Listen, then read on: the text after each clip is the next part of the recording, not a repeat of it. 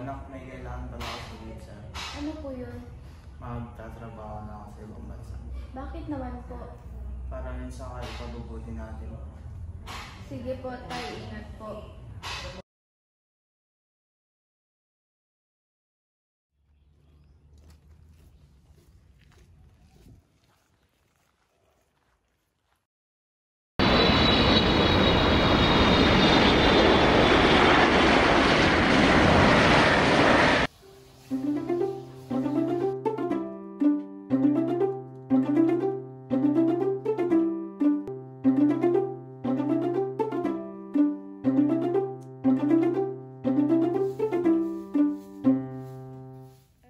Tay, kamusta ka na?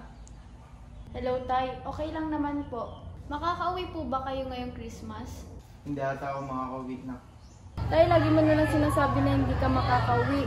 Pati ba naman sa Christmas? Mag-isa ko lang po mag-Christmas. Pasensya na anak, para sa atin din to. Sige po, tay. Ingat po kayo. Sige na anak, kailangan ko na bumalik sa trabaho ko.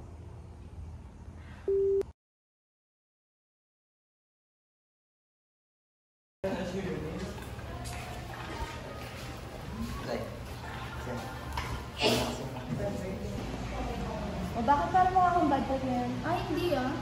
Oo nga eh. Si tatay kasi. Bakit?